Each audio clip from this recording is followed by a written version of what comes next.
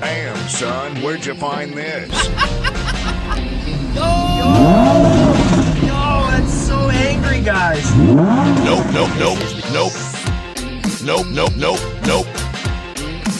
Hey, that's pretty good.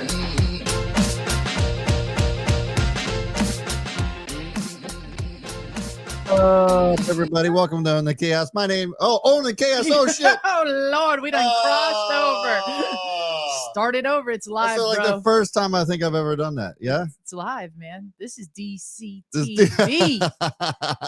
Welcome to DCTV. Good morning, everybody. It is September 21st, 2022. It is 9:01 a.m. You know what it is. Y'all should be here checking us out. We got so many good topics to talk about, Tamp. You know what's crazy? Great topics, but almost zero finality in any of them. Yeah. They're all open things that we Yes. have to just wait and see what happens, Yep. but definitely worth talking about so we can plan for it and not, get caught off guard about any one of these. Yeah. Before we get into anything though, let's just check the futures real quick. We got the S&P that's up 19 points.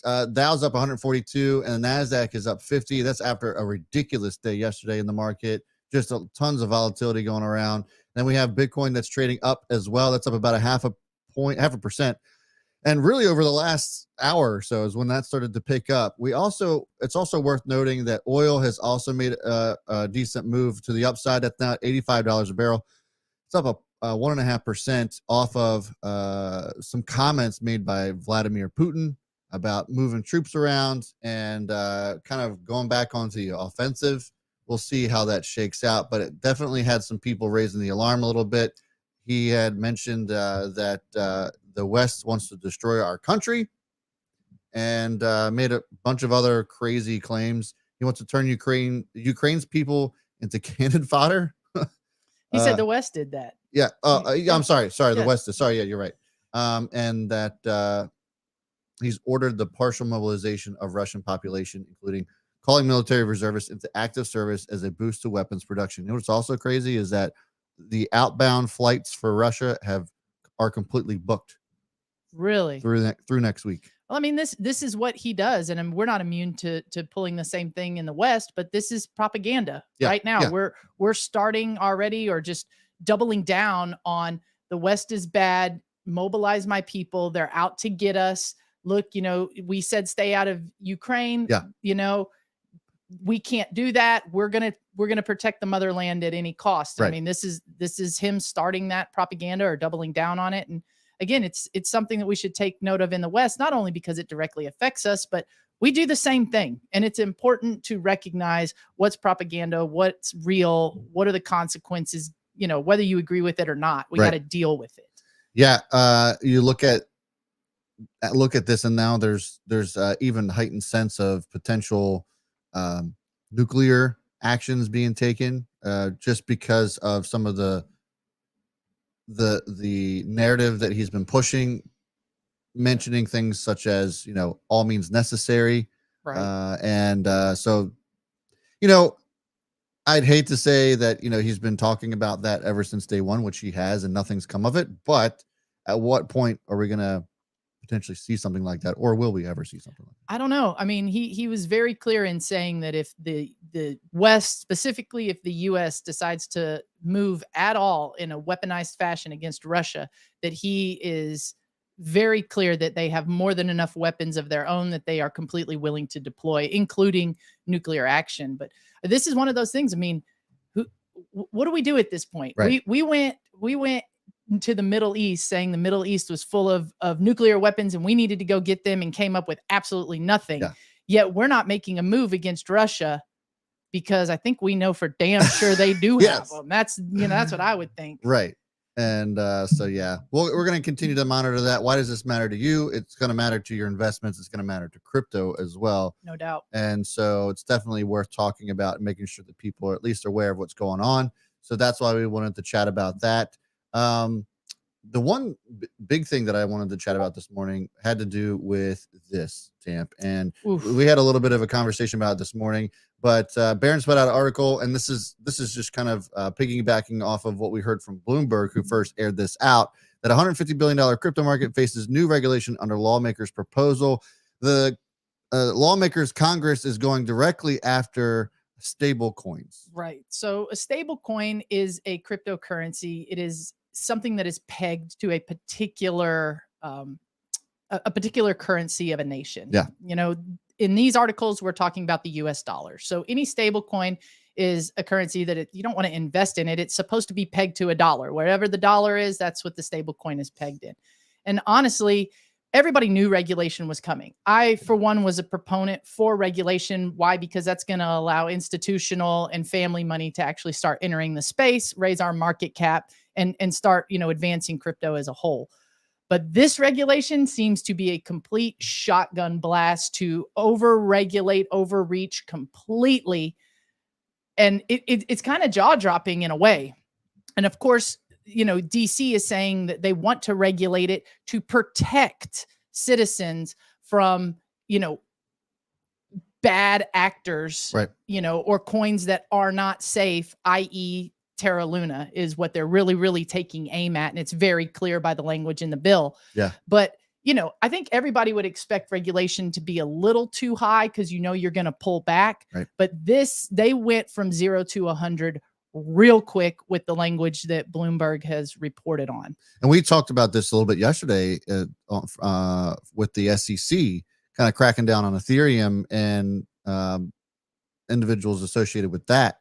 And the confusion between what's an asset and what is a currency or what's a security. Right. And this is kind of like the other side of that coin where you're seeing more regulation on other stuff such as stable coins. It's either 0 or 100 with these guys. I mean, and that's what it is. So we wanted to bring this up because even though there is no final answer yet, nothing is set in stone. The information is out there, and of course, it's sounds terrible. Yeah. So we wanted to bring it up just to address some of the things that might be a problem for people that are making people freak out. And then also kind of what can you do right now? And we have to, again, watch this unfold. This is not a final thing, but basically what DC wants to do in regard to stable coins is if you want to make a stable coin, you have a 2-year waiting period before you're even allowed to release your product. That's insane. Yeah. Okay. And we can dive deeper into these, but then they also want coins, i.e. MakerDAO, which is very popular on the Ethereum network. If you already are a stable coin in existence, they want you to adapt to regulations that they are going to give to you, or you're going to be open for suits and fines and anything else. Yeah. There's no grandfather. Not a clear, just you're in. And they're doing it under the guise of we are trying to protect you. But what they're really doing, as is always in the tech sector of the US, is it feels like they're stifling any sort of creativity. They're really stepping on an industry that could move the US into a solid leader of the inevitable tech future. I mean, they did it with semiconductors. That's now all overseas. You know, they've done it with other things where people just get regulated to the point where they just go elsewhere. Yeah. Well, this is something that, as we've been talking, trying to figure out why they're going 0 to 100. And this has everything to do with the primary elections. The Biden administration actually made stable coins a key focus going into their campaign, and haven't really addressed it as we head into the primaries. And so this is going to be something to certainly keep an eye on to see if they're going to try to push this before November. If the House bill doesn't advance this year, the bipartisan support and White House's urgency make a good candidate to move forward into 2023, even if Republicans win control of the House or the Senate. Not quite sure how they'll be able to pull that off. That was a statement according to Barron's. But I think both parties want control. Let's not mince words there. But I would venture to say that it seems as if the Republican side of things are a little bit more, I don't want to say lax, but maybe they are a little bit more lax when it comes to actual regulation on this stuff, because of, the whole, thoughts behind less government involvement and all that. Yeah. This issue right here, in my opinion, falls directly in the middle of any party that wants to take control, especially in an election year, like you said.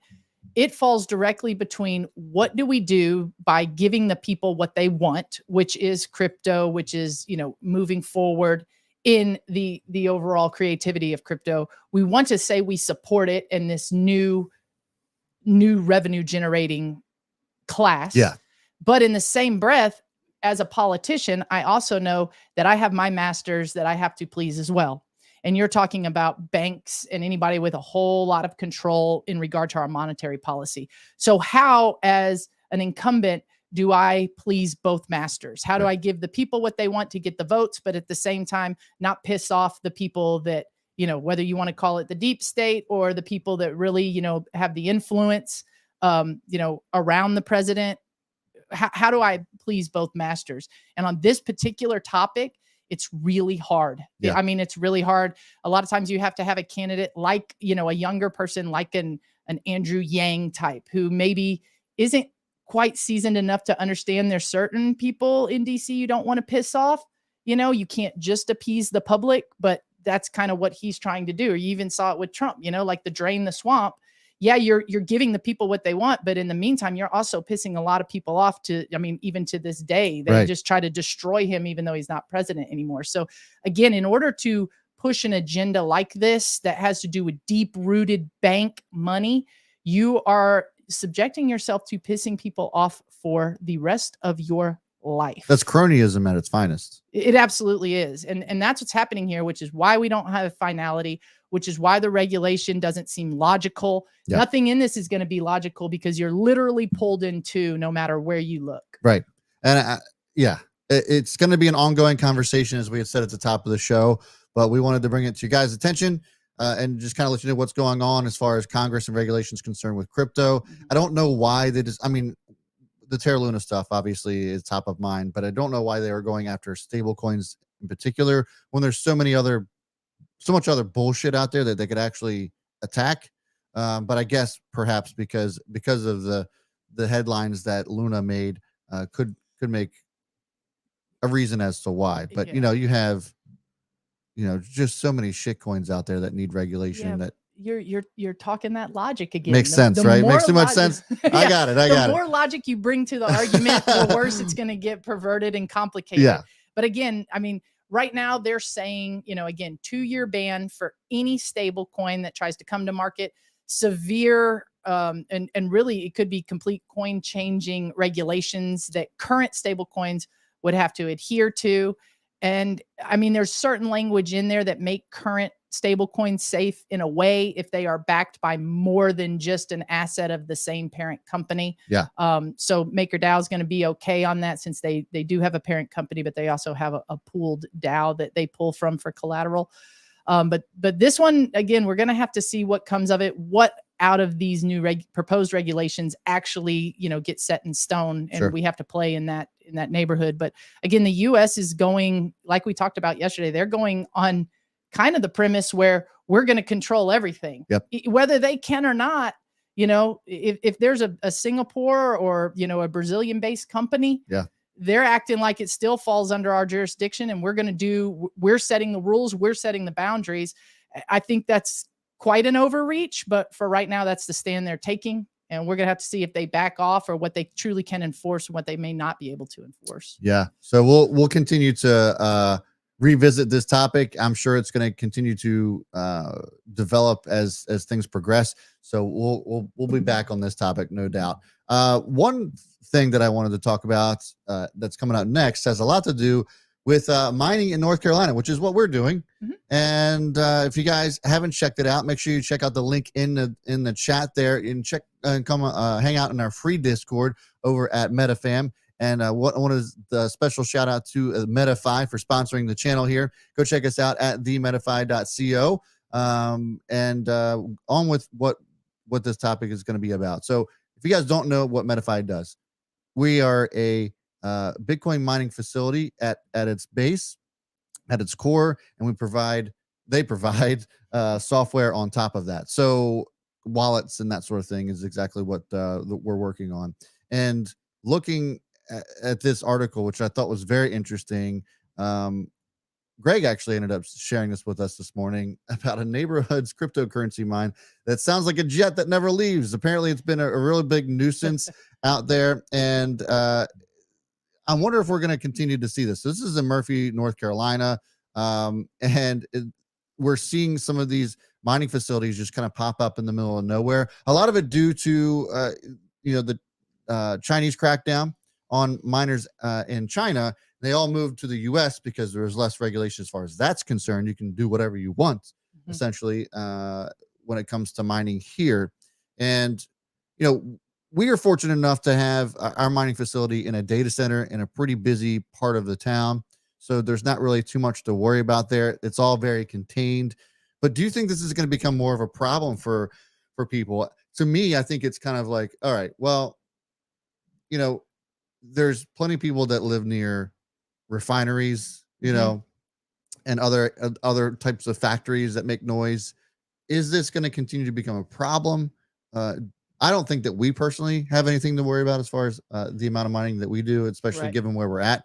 But I thought this was an interesting topic, and if it's going to continue to be a trend, one resident said it's like having living on top of Niagara Falls, whose home lies less than 100 yards from the mine. Right. Well, I mean, the first thing you have to look at is why these mining companies are going to more remote places like a Rockdale, Texas, or like Appalachia, North Carolina. Yeah. The first draw is going to be cheap energy. Like you said, once China cracked down on all Bitcoin mining, a ton of it moved to the US. And when it moved to the US, it was, where can we put these miners to make us money? The first place they're going to look at places with cheap power. So Texas and North Carolina definitely fit that bill.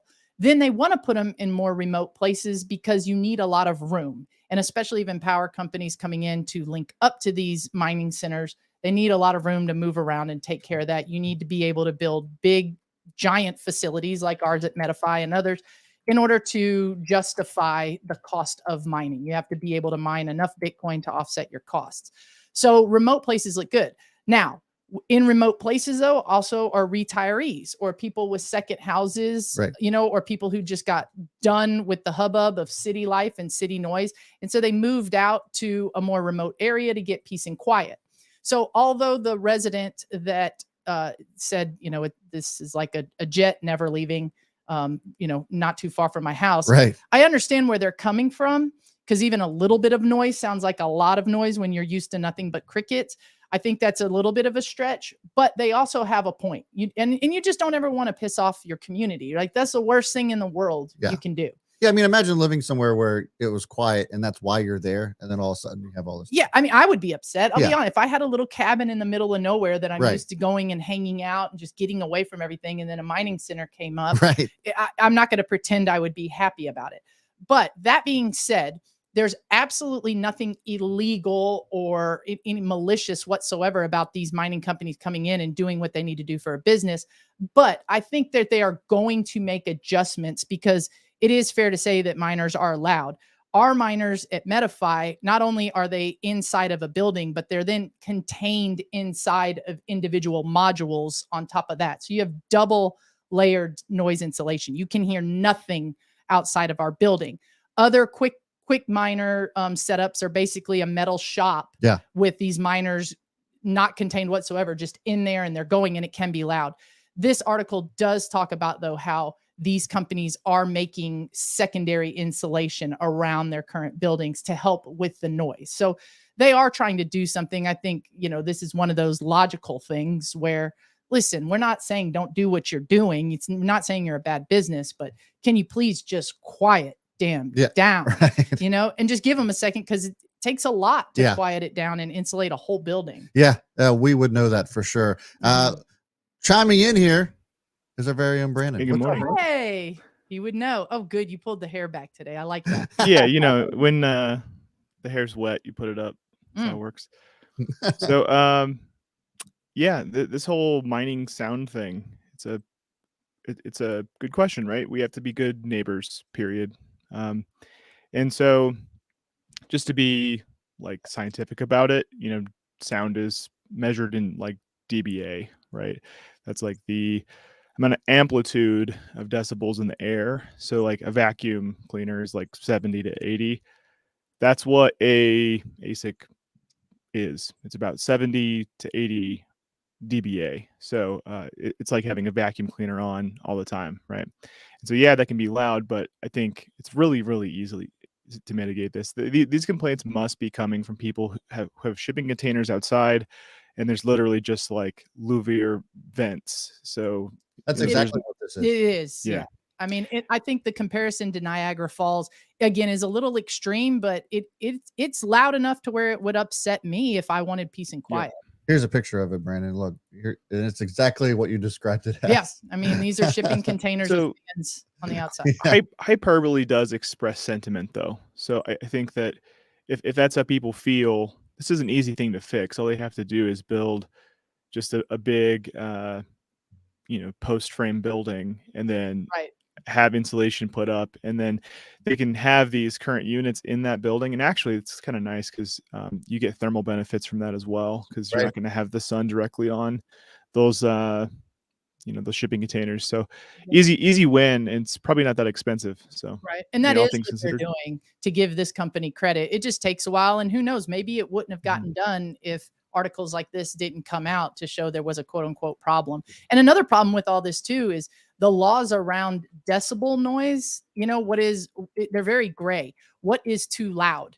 And are there then categories of too loud? A concert versus a minor versus somebody playing music. I mean, when I was a police officer, we would get calls constantly at nighttime. There's somebody playing loud music or having a party, turn it down. We would go out there. It's really not that loud. Now, maybe it's a little too loud for 9:30, on a weeknight. So we'll just ask people to turn it down. They usually turn it down. But if they don't turn it down, it is hard to enforce because there's not clear black and white laws on decibel noise. So this is, like you said, Brandon, this is just going to be a product of trying to be a good neighbor and not upsetting the people that were there before you, so that we can all coexist. So, and it comes down to each city too. Each city has to have its own code and ordinance, and cities have zoning for a reason, right? Like there's even then industrial areas, but it's hard to enforce, man. Even then, they should just have clear written dBA levels. Like a rock concert's 120 dBA. That's very different than 80, which is what an ASIC is, right? Yeah. And believe it or not, now that you bring that up, in the city in which I was a police officer, our threshold of noise was 90 dBAs. So loud. These minors barking. Qualify. But the minors wouldn't qualify at 80. I mean, you basically have to have a concert next door in order for us to do anything about it, or the police to do anything about it. So that's crazy. So we'll see how all that shakes out as well. I don't, maybe this becomes more of a problem. Maybe it doesn't. I think these are more isolated issues, but we'll see as things start to become more popular. And I don't know. I think that there's going to be just these pockets, but I think you're going to have your professionals like us that actually do it the right way. And you have these people that try to just do it with what they have in the middle of nowhere, which is also surprising because, infrastructure isn't exactly great in a place like Murphy, North Carolina, just relatively speaking, right? Like we have access to ridiculously good internet here in the Charlotte area. And, obviously the facility that we have and the resources, but in the middle of nowhere like that, it's just kind of crazy to think that you can actually mine you Bitcoin. can. And I mean, part of this too, and I'm excited about it, is we recognized this issue with community at Medify long ago. And we have been doing more than just mining Bitcoin. Right. That's the heart of what we do. Okay. But we're also building places for the community, not just to complain about something, but to engage us with retail, engage us with educational material about what we're doing and why we're doing it. What is Bitcoin? What is crypto? What is staking? All these different things. A wallet. What is this? So us being there and, inviting the community to come talk to us, to let us know what are your concerns. I think that's a way that some of these places in more remote areas, they can do themselves a favor by saying, listen, we hear your concerns. We want you to know what we're doing and why and how it can help you. And in the meantime, we will try to find ways to mitigate the noise, and I think, that's probably a better way to do things than just constantly complaining about something you don't even know anything about. Agreed. All right. So, shifting gears a little bit. This is really shifting gears. The Beyond Meat suspends operating chief after arrested a COO. Imagine Jaime being arrested For biting somebody's nose. So yeah.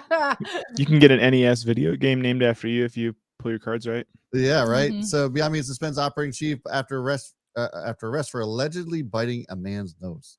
Doug Ramsey was arrested Saturday evening after allegedly punching another man and biting his nose. Ramsey, 53, is Beyond Meat's COO. And he was charged with terroristic threatening and third-degree battery. As a result, the stock actually dropped 6% yesterday. And you know what? The stock has been absolute dog shit anyway. But this is just another feather in the cap, so to speak. Ah, my You should draw a nose right where the There's got Right. put to it be on your trading view chart. Right here, yeah. there's got to be a nose pattern in this. Right here. Like if you start from here, you go all the way up. There's your nose. Yeah, Brett. I You don't see know. that? No. All No. right, fine. Listen. Where's Don? We need him in his. Here's the nose pattern right here. Yeah. This Yeah, is Peter was making a joke about the it's ironic that Beyond Meat is eating human meat. exactly. Yes, the it is. irony in this is so thick, and I don't know if CeeLo is watching, but there was There's your another nose. thing like So this. you can turn it That's a triangle. Turn it 90 degrees. There's your Okay. Nose pattern. John Fron is going to go over this in our crypto lesson of the day is the nose pattern. Yeah. But yeah, there was another similar thing where this vegetarian hardcore, she made this. Read that. Don says this is what happens when you deny how awesome meat is. Your body just says, fuck the brain for thinking that. Let's get some meat. Exactly.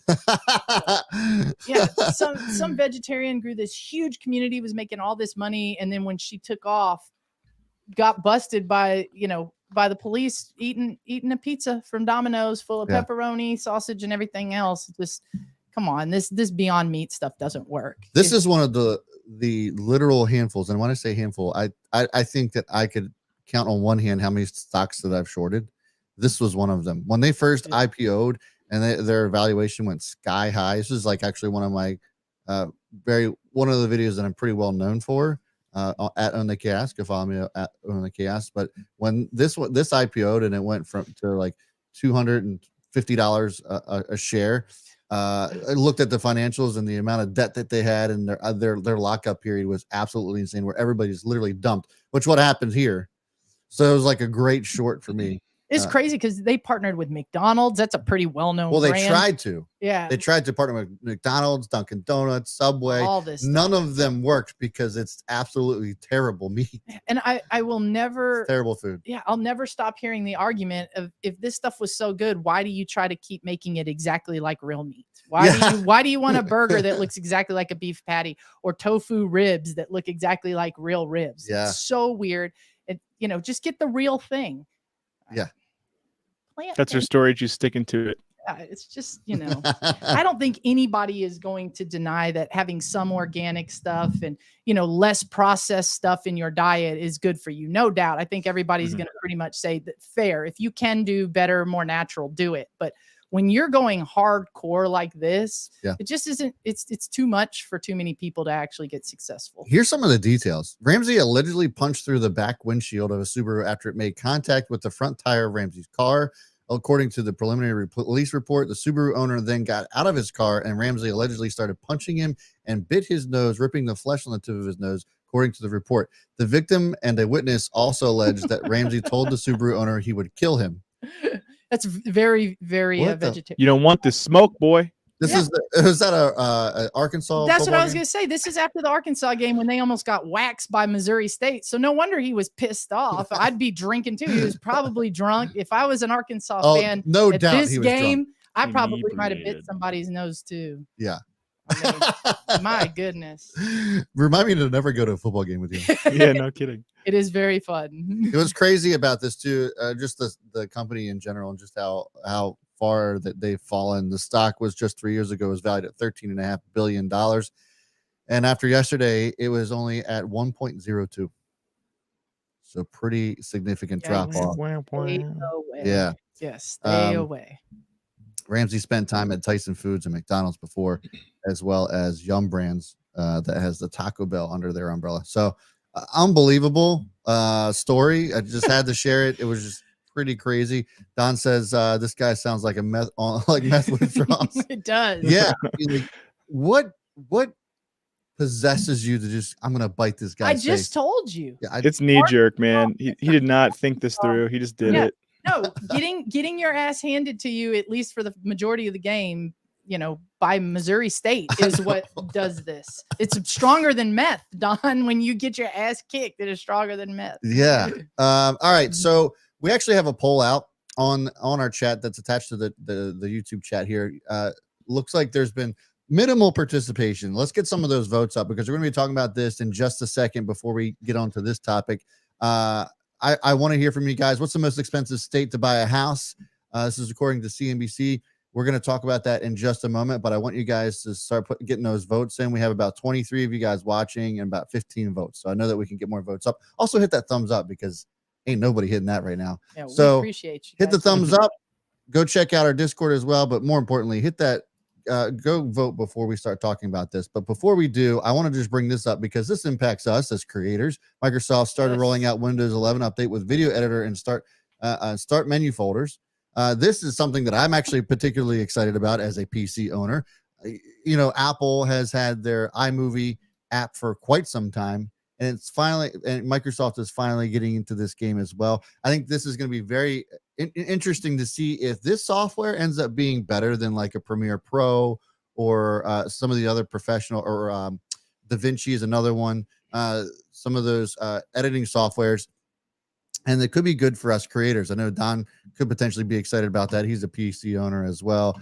I'm curious about your thoughts on this. Maybe I'm sure Brandon probably has a lot to say about this too.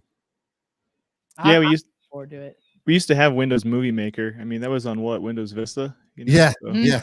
So I mean, it's not like I think they're tooting their own horn, and there's not as much drum behind it, but it's good. I mean, you might as well throw a bunch of tools in there. I like the rework of like they had Microsoft Paint and they threw Paint 3D, and it actually has better tools. And be nice if we could get layers, but we got GIMP for that, I suppose. Yeah, Brandon, like I know you can like super deep dive, and I don't want to go like too far down the rabbit hole. But if you could just give me like the normal people language of, I am one of those people that I have an iPhone, but I use a PC. My actual laptop is a PC.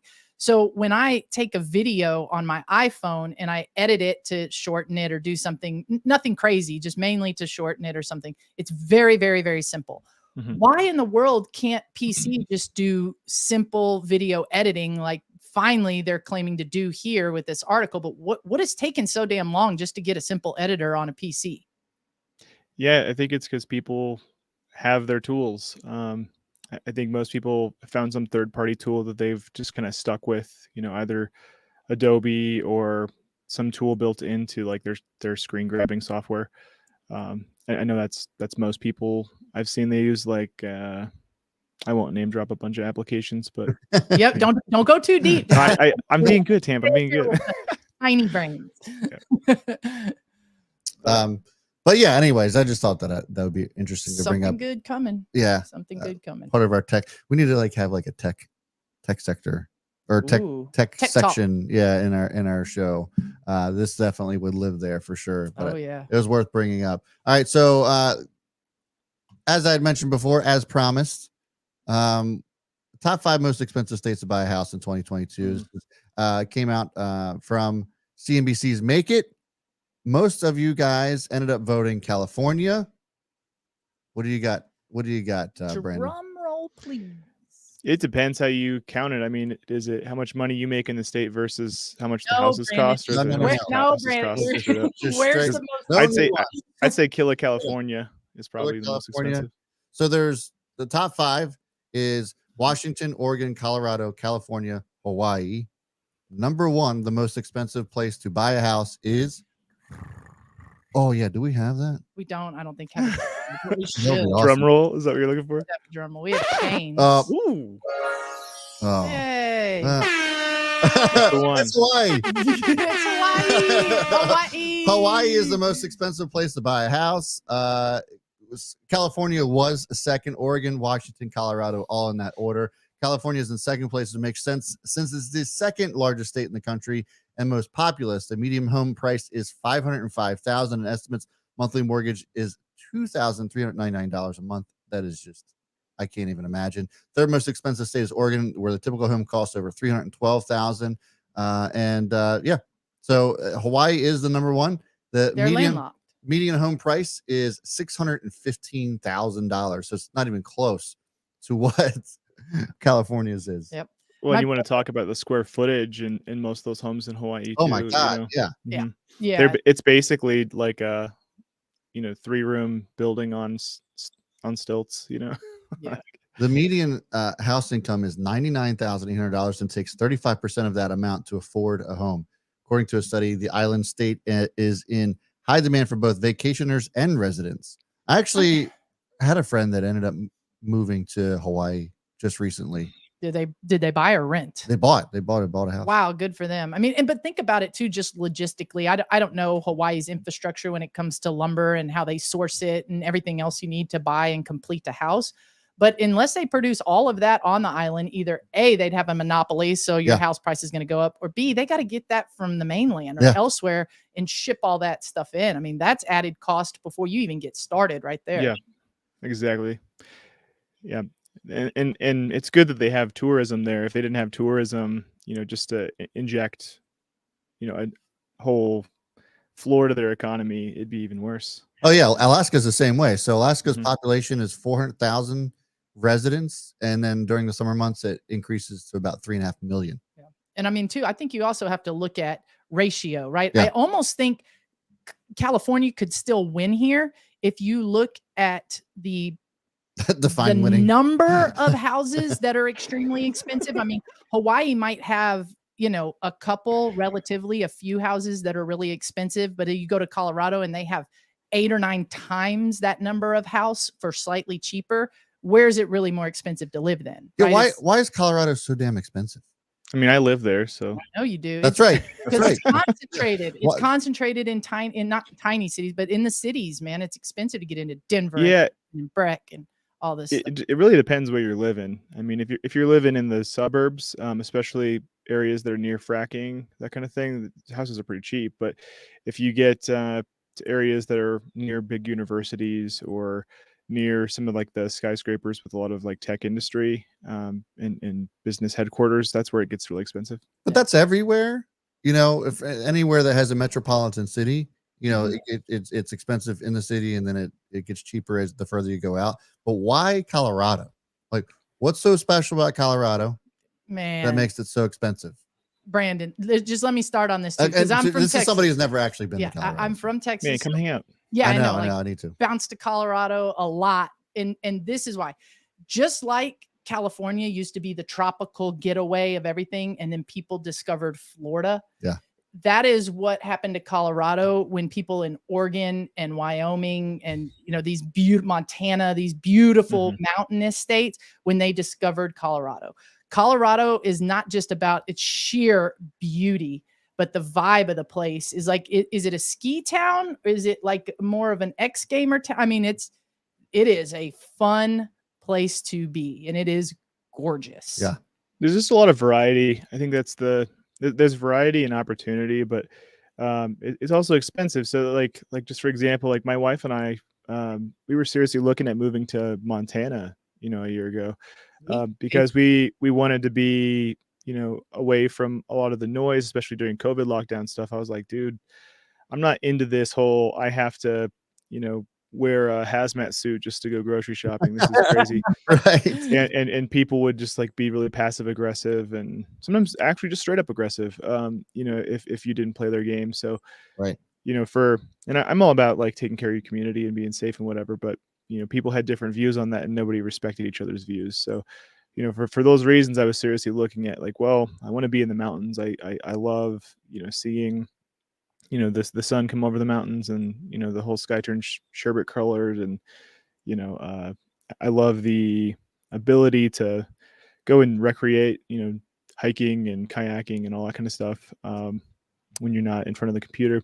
But you can pretty much do whatever you want in front of the computer, right? Yeah. Agreed. Yeah. Homeless person's tent in California. It is. You could probably Airbnb that shit for $100 a night. Well, that's what Don said. I think the answer is actually a negative number because they pay you. Oh, good point. Good point. This could be a business proposition right here. It could be. Yeah, it could be. And Mama Val said she picked Hawaii. She would know. That's a traveling woman right there. Boy, I'll tell you what. If there's a cruise to it, she has been there and done it. Yeah, 71% of you guys picked California. Not one of you picked Colorado or Oregon in the poll. I will admit I was a little surprised to see Colorado on the list, period, of top 5. I thought you might have gotten a Wyoming or something like that. Yeah. But I mean, I was surprised, not surprised. Yeah. So New York, how's New York not on that list? Right. Yeah. People don't want to be there. But for still. it to not be top 5. Yeah. That I don't know. Yeah. New Hampshire, some of the Maine. Does a 1-room apartment count as a house is the other question. In New York, it does. That's Yeah. why it should be in the top 5. Yeah. I mean, unless you got a cool million, you're not getting anywhere near the city in New York. It is not happening.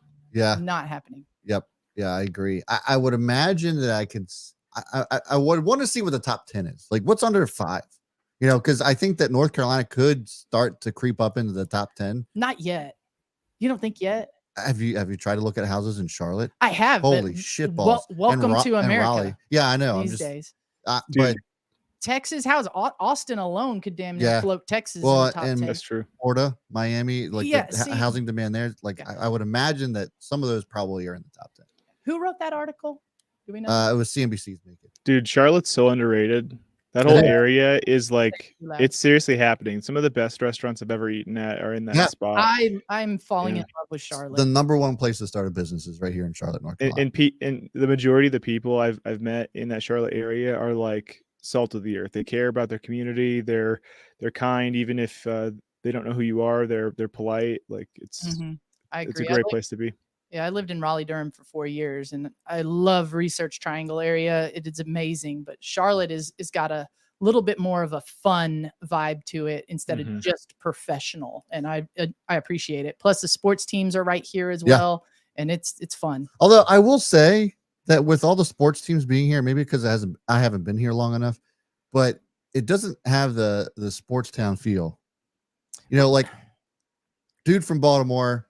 Everybody lives and breathes and bleeds purple and orange. Yeah. And that's all they're about. But like here, I don't know if it's because there's so many sports. That's what I was going to say. In Charlotte, but it's just like, it is all football, all baseball in Baltimore. And that's fair, but there are so many collegiate level teams here. One thing that North Lots Carolina of minor league has, teams, right? Man, I mean, they are thick in universities in North Carolina. I mean, you know, the Tobacco Trail is 3 major universities within like 7 miles of each other and then spread across the whole state. So there's a hard allegiance, I think, to collegiate teams here. The Panthers, once they actually start winning, it could really help, you know. that would certainly it would help, but I agree there. I think it's just more spread out. It's not as concentrated. So it could feel like there's not a lot of sports, you know, vibe here, but it is here. I think we got to bring Brad to some sports events, and then he'll change his tune. But maybe get you to some Tar Heels or something. Cam Newton was quarterback, and this place was hopping. The Tar Heels are all the way out in Raleigh. I'm talking about. I mean, Cam Charlotte. Newton's like right here when he was quarterbacking the Panthers, and the Panthers were actually good. And you know, well, I came to visit Charlotte when Cam was here, and many people did not like him.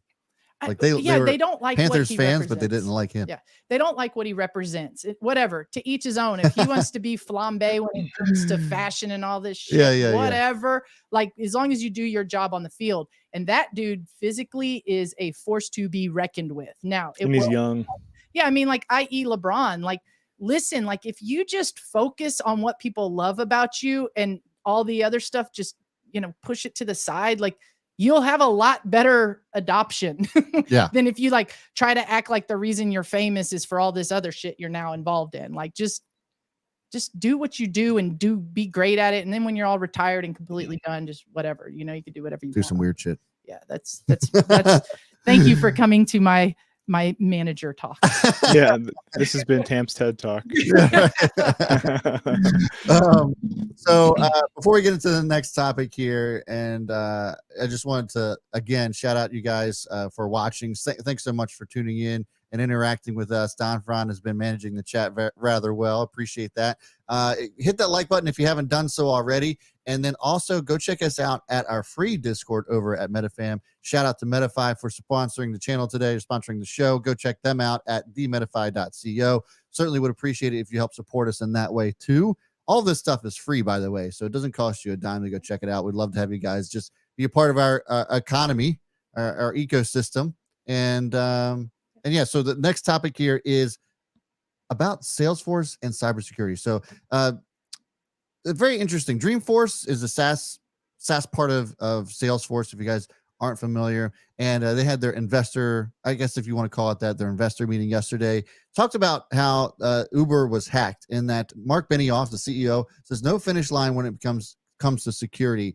And we've seen this time and again over the last really 6 months where it's gotten heightened because of Russia and what have you. But even before then, I have people within my own Own the Chaos community who are in cybersecurity. They work in cybersecurity, and I'm sure Brandon, you probably could relate to this as well. But it has been really high in demand over really the pandemic, when people started working from home more. Cloud computing became more and more in demand, and this is something that I think isn't going away.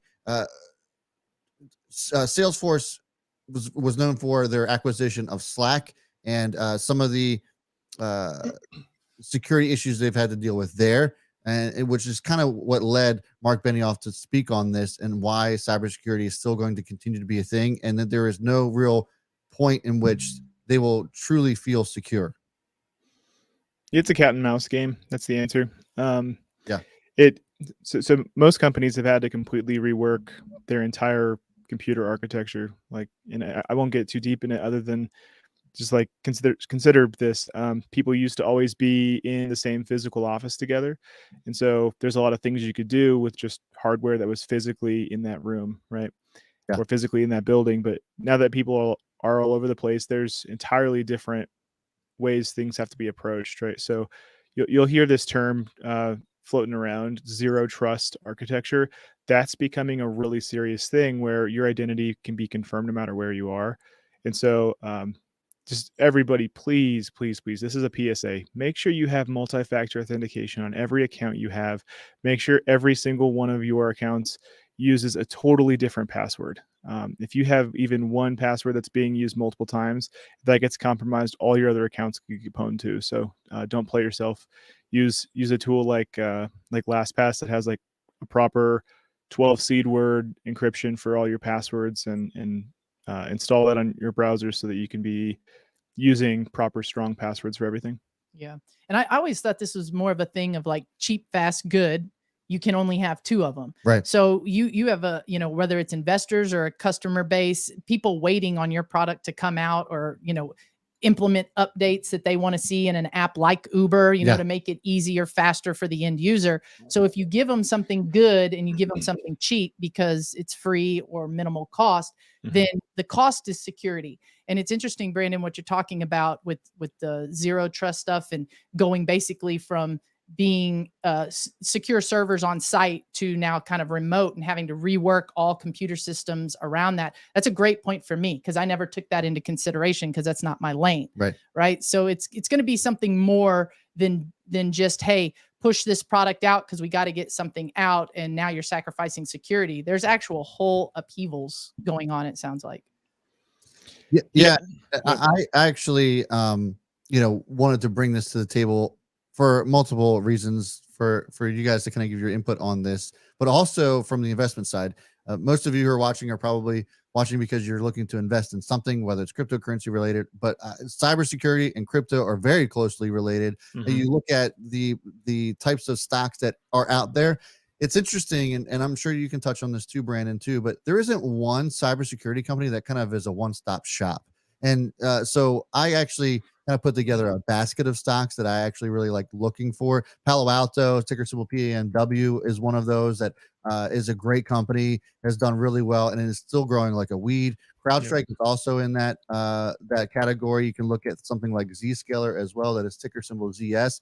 But you really kind of want to look at good quality companies that are making money, that are still growing like crazy. And these are the cream of the crop, in my opinion, but they all do something different. So owning one of these stocks or one of these companies isn't necessarily going to expose you enough to cybersecurity. You want to make sure that you're giving yourself a good basket, at least in my opinion, of these companies that cover various types of things, whether it's phishing, whether it's ransomware, that sort of thing.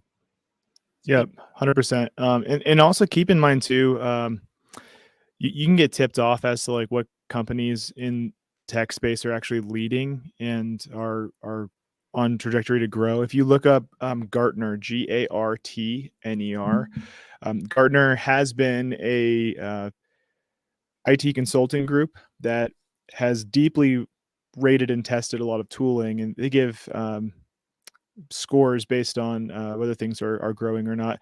And they can tell you what they have what's called the magic quadrant. They tell you what tools are probably like best in class and will probably continue to be best in class based on everything considered. So there's also some companies that were best in class. And for example, Broadcom acquired Symantec, right? And Symantec had some of the nastiest tools. Like they were awesome. They really put you in a good posture, but they're starting to squeeze all their customers. So a lot of their customers have been saying that they're basically being extorted for money because they don't want to keep developing these tools. They just want to get as much money as they can and be a pain in the ass until they can afford to have the manpower to move away from them. So keep in mind that stuff happens too, right? So acquisitions are happening all the time. Just look at that Gartner Magic Quadrant.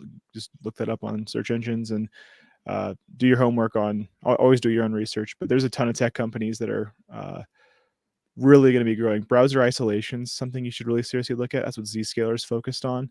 Basically, they're loading websites on a virtual machine somewhere and presenting it to you. So if there is a virus there and it does try to attack you, it happens in a remote location. It's not actually happening on your device. So Right. there's stuff like that that's really future forward. Yeah, and you can definitely, where crypto comes into this whole thing is kind of like what Brandon was talking about. Trying to revamp something, renovate something versus start from the ground up is infinitely more difficult than just starting from a blank slate. I think whether you're building a house or renovating a building or writing software, starting from a blank slate is much easier than renovating a lot of code. And this is where cryptocurrency wants to try and attach to the current world as we know it, specifically DeFi apps. And I mean, a lot of people that are Bitcoin maxis hate this term, but Ethereum started as a way for companies to build applications from the ground up, in a way that hopefully we can interact with as end user consumers. They're still trying to do that, running into a lot of problems that are just opportunities for experimentation and to try to figure out weak spots. But there is there is a platform that we're very interested in called the Cosmos ecosystem. And the reason that I bring this up along all these cybersecurity issues is because they're making modular pods. This is very simplified, but a security pod, a building pod, a payment pod, a validator pod, all these different modular pods that anybody then could come in and just specialize in what they're building and simply attach themselves to things like rock solid, simple security. Because Brandon, am I right in thinking that the more simple the code, the more secure it is? Yeah. You're actually you're super on point. That's all technically accurate. I'm actually doing a series right now on my Data Lord Builds channel where I'm going through the white papers for Cosmos right now, and I'm reading through it and explaining concepts. And so if anyone's interested in becoming a blockchain developer or seeing like what that might look like, I have long form content just going into that whole workflow. But yeah, the whole idea is if you have small little pieces that are highly tested, if there's any flaw in it, it's going to be brought to people's attention and they can patch that piece of it. And that also gives you optionality. So if you have like multiple components that can do that task, and maybe you have 2 different versions and this one has a problem, you can switch to this one over here. So Right. like it puts you in a spot where you're not Yep. pants down before the whole internet. And I mean, that's the beauty of crypto in general, is that people see problems in current systems, whether it's banks seeing problems with fees or access, whether it's businesses seeing problems in security and hacking. Regardless of what the problem is, crypto tries to fix it. And Yeah. it gives us the blank slate in order to fix it correctly. And the more removed we are from the bad actors or the things that get in the way of just doing things simply and logically, you know, the better use case you have for the crypto world in general. That's why it's important. That's why it matters. So when we're talking about stocks that you know, their price fluctuations or their charts get impacted by one particular thing, you know, there's people in the cryptoverse that are trying to fix that and trying to remove the problems that made the issue in the first place. So it is important that you at least start understanding the space, even if you don't have any crypto at all, even if you just have, you know, your 401k or your investments as you know it.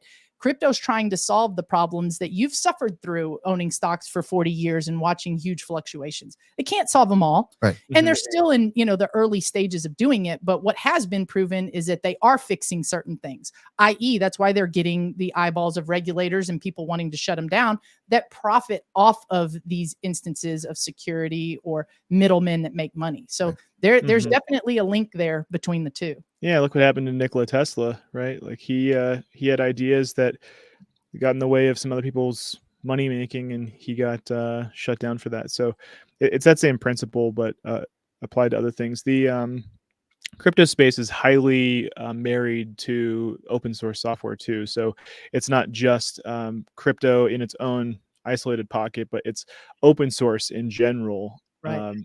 which Bitcoin is open source in the first place too. So that's why the whole crypto space has that ethos, right? And so the nice thing about open source is you can go and read the code. You can go and see, what does this actually do? There's no magic black box if you just take the time to understand it. So there's double-edged sword. One, people can really find exploits and can pwn you, but it's also easier for white hat people to find those exploits and patch them and fix them. And so at some point, you just have to take responsibility for the code that you put out there in your tools. Yep. Good stuff. Just to wrap things up here, Don said baskets of stocks in the same sector like that saves you from one-offs like CEO biting someone's nose off. That's not going to go down, but if the sector is doing well, you won't feel that. So good point. That was an interesting point from Don. Guys, thanks so much for tuning in. This is a great show. We will have Jaime and Greg back tomorrow. So don't you guys worry. Hit that thumbs up on your way out the door. And then once again, go follow us on our Discord. The link is in the description. It's absolutely free to join. You can hang out there. You can talk about stocks, crypto, whatever it is that you want to chat about. We can do that there at MetaFam in our Discord. Also, another shout out to MetaFi for sponsoring today's channel. Go follow them at Hello MetaFi. You can see that in our at the bottom of our screen there on our Twitter and all of that good stuff. So thanks so much for tuning in, guys, and we'll see you tomorrow. Yep. Stack sets at home. Tomorrow we're not going to be live at 9:00. Just as a heads up. That's right. We're going to be live at 12:30 on site. Jaime and myself have been asked to speak on a panel regarding cryptocurrency and a few other topics. So we will be streaming live from Charlotte, from Piedmont Community College tomorrow. So feel free to tune in. Yep. Beautiful. We'll see you guys later. Boom, baby. Huddle.